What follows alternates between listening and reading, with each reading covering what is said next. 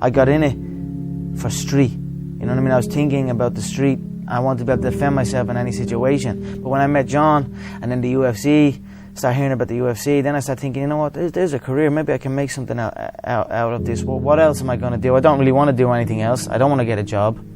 I don't want to have to get up and I don't want to listen to a boss or do all that, you know. So this is an option for me. So I stuck with it, and John encouraged it. John believed in me and made me believe in myself that we could go and do this. But before us, there was no other Irishman. There was no, as far as the UFC were concerned, Ireland didn't exist. So it was still just a dream for us, you know what I mean? But definitely when I met John and when I started training in Straight Blast Gym, I started realising I can make a career out of this. I can do something that hasn't been done before.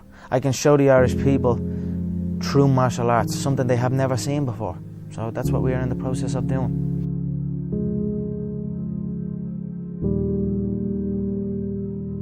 My name is Conor McGregor and I live in Lucan. And what's your status, or what's your professionalism? I'm a professional MMA fighter with a record of 4-1.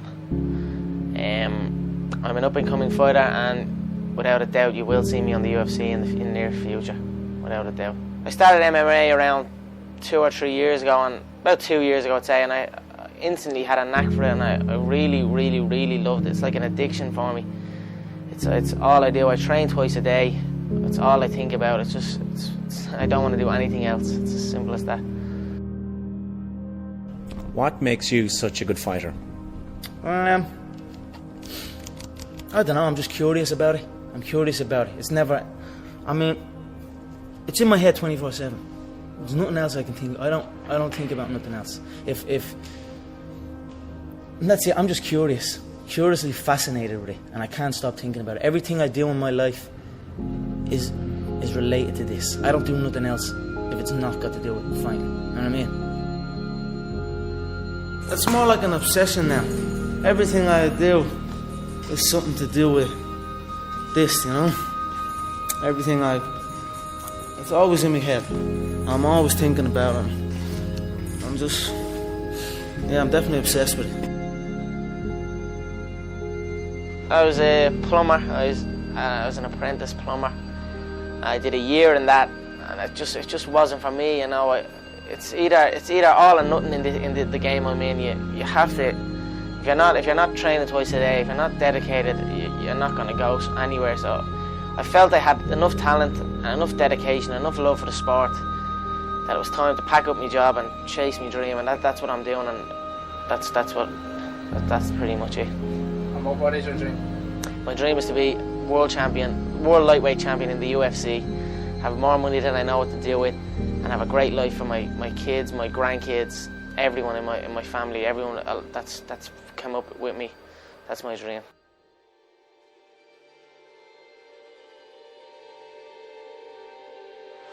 And another left. Conor's in serious trouble. He's done it. It's all over.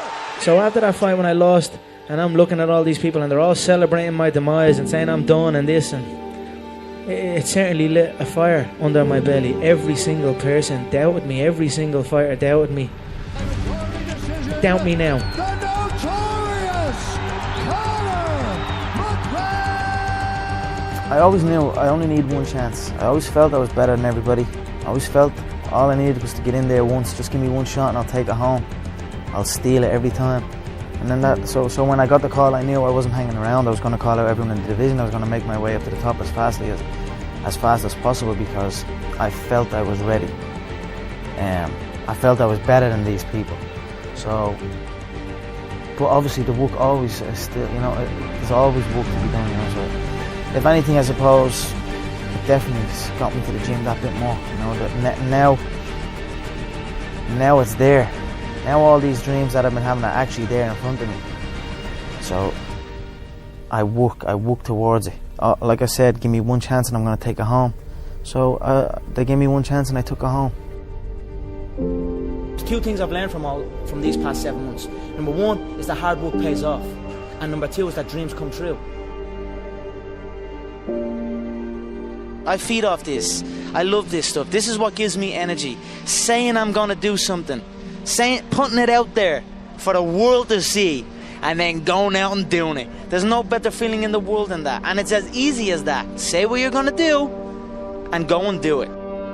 I was asking you on Thursday about his right hand.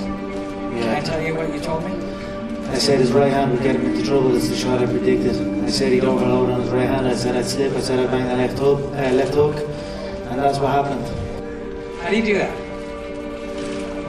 How do you predict this? If you can see it here, and you have the courage enough to speak it, it will happen. So I see these shots, I see these sequences, and I don't shy away from them. A lot of times people believe in certain things, but they keep to themselves. They don't put it out there. If you truly believe in it, if you become vocal with it, you are creating that law of attraction, and it will become reality. When preparation meets opportunity, you know, nothing is impossible. You know what I mean? You can achieve anything.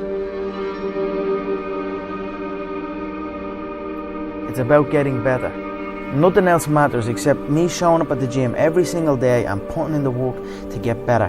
Nothing else matters except getting better, showing up at the gym and improving.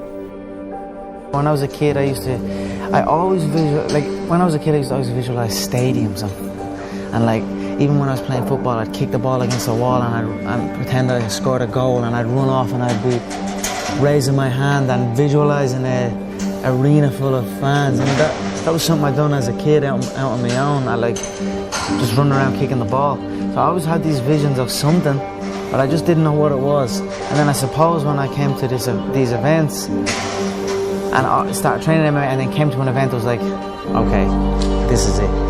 This is what I'm going to do. And then, now I'm doing it. I knew what was going to happen. I knew I was going to get here.